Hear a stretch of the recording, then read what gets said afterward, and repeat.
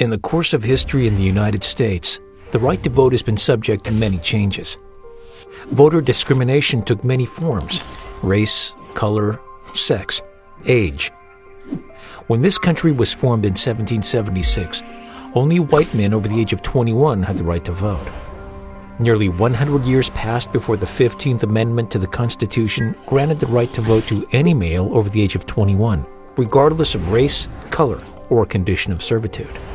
Another 50 years passed before women were granted equal voting rights, and it was not until 1971 that the age to vote was lowered from 21 to 18. Americans have fought wars and marched in the streets to preserve and protect the rights of its citizens, and nothing is more precious than the right to vote. But over the years, political parties have worked to put their interests ahead of a citizen's right to vote. Today, in the United States, we have a two-party system: Republicans and Democrats. They are so powerful that they control who can or can't vote. How do they do that? Major elections in a two-party system are often held in two phases. The first phase is the primary election. In the primary election, party members choose which candidates they want to represent them on the general election ballot. For historical context, primaries were introduced in the Progressive Era in the early 20th century to weaken the power of bosses and make the system more democratic. In presidential elections, party primary elections became important starting in 1952, when the first in the nation New Hampshire primary helped give Dwight D. Eisenhower the Republican nomination.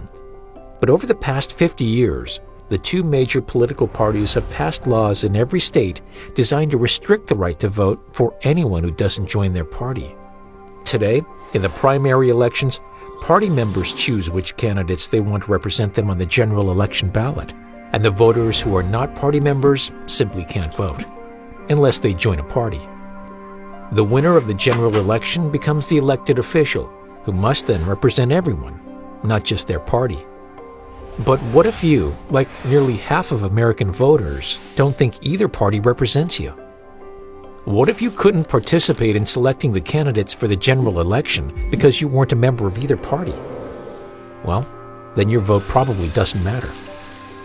This is because the Democrat and Republican parties control taxpayer-funded primary elections, and they prohibit voters from participating based on their political choices. Either join a political party, or you can't vote at all in most states. And that is where we are at today. Primary elections serve the private purpose of electing someone to represent the party on the general election ballot.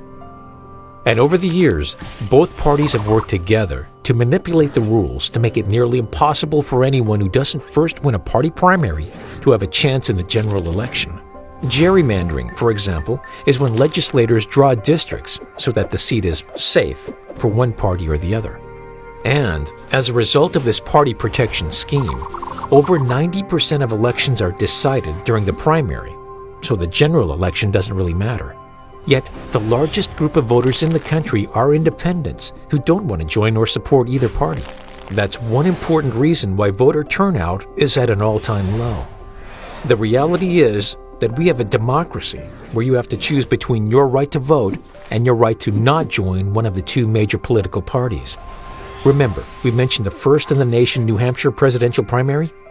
Well, 43% of all voters in New Hampshire can't vote in that primary. If they do, they're forced to join the Republican or Democratic Party. And what is the purpose of that New Hampshire primary? To select the best nominee for the American people? No. It's to select a nominee for president that best represents the party. Voter turnout is at an all-time low. In New Jersey, for example, less than 5% of voters participated in the 2015 primary.